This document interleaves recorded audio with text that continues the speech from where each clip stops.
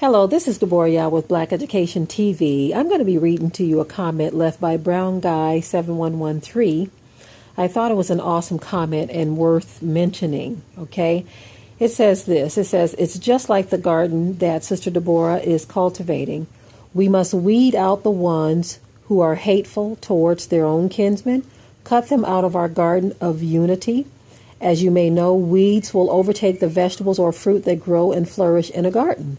The same principle should be applied to some of our people. They will never grow and be a part of our conscious garden of a strong and wise community. Therefore, we as a nation should cut ties with them and leave them to their own devices.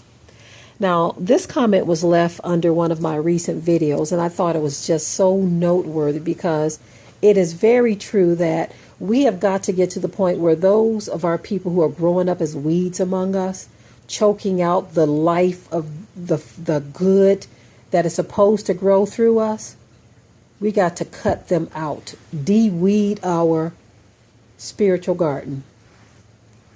Those in our communities who refuse to do right, now I can't tell you what to do. If you want to wallow with them and say and make excuses for them and talk about the curses and how they were raised and nobody taught them and nobody showed them. I say this often because we see these excuses a lot.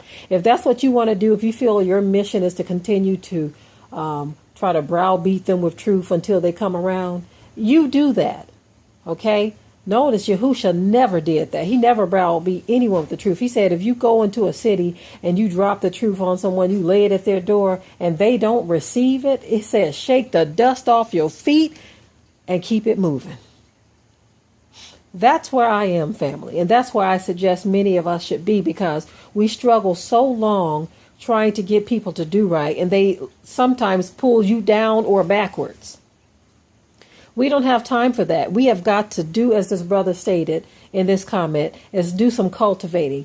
Get the weeds out of our gardens, out of our communities. If you want to grow up and be a weed, you go somewhere else. Okay? But we that want to grow and flourish together in righteousness, we've got to figure out how to do this thing, because we don't have a lot of time to keep messing around with weeds in the garden. Even the scripture talks about the separation of the wheat from the tares. That's a very natural process. And to think that you're supposed to allow the tares and the weeds to continue to grow with you is utter nonsense. I know from experience that weeds can take over a garden. They can take over a garden. Every so often, we got to get out there and de-weed and pluck up some things and take it over there, let the chickens eat it, or just destroy it or throw it away. You can't let weeds take over, and that's what happens in our community sometimes. We believe that we're supposed to just allow the weeds to just run amok, grow bigger than the actual fruits or vegetables that are good for us, to the point where they actually take over. And that's what we see in the black community. This is why you'll have someone who is trying to do their best. You have others belittling them, saying, oh, you think you're this or you think you're that. Folk being called a nerd because they don't want to hang out in the streets. I mean, we've had people in our neighborhood who have actually said things about how we allow our children, or how things we don't allow our children to do, like loaf up and down the streets, back and forth, being out all kinds of night.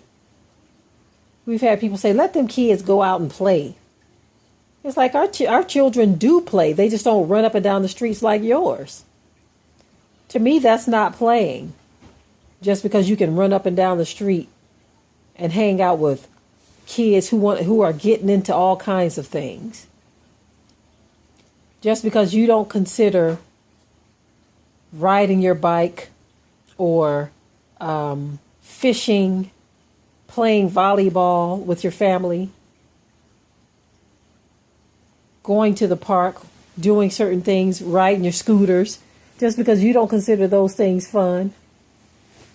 Everyone is different. If you think it's fun to allow children, or permissible that your children go up and down the streets and get into trouble and doing this and getting into fights and stuff and people calling the police on them. If that's what you call fun or the way you want to raise your children, so be it.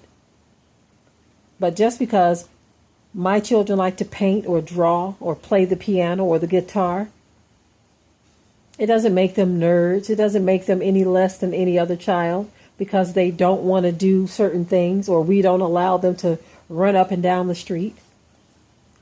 When we go for bike rides, we go for bike rides as a family and we all enjoy it. Now, when I was a kid, when I was coming up, things were different. And I will admit that coming up, I used to be allowed to stay out till 1 o'clock in the morning, ride my bike, me and my sisters and brothers and cousins.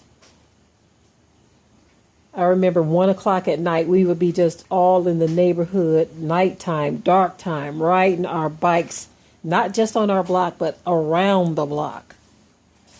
Now, that's something I would not allow my children to do.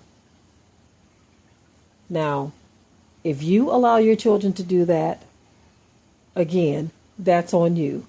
But it amazes me how people like to say that you are keeping your children from life because you don't let them loaf up and down the streets. That's how we roll against one another. We are not paying attention to the signs of the time. Scripture says, woe unto you that call good evil and evil good. Woe unto you. It amazes me how we as a people are towards one another. And so this is why this brother's comment really stuck out. That when you find people who want to be a certain way, you got to cut them off. You have got to cut them off. If you want to progress in life, you've got to cut off dead weight. It doesn't matter if they're family, if you went to school with them and they were your best friend, but now they decide they want to grow up and sell drugs, be in gangs, get high all the time, party and club all the time. If that's not the lifestyle you live, don't feel like you're obligated to still keep that friendship just because you went to school together. If this person wants to throw their life away, you don't have to be a part of that. That's the problem we have. We think just because someone is family or friends, or I went to school with him or I went to school with her, you think that you have to put up with whatever they do. And that is not the truth.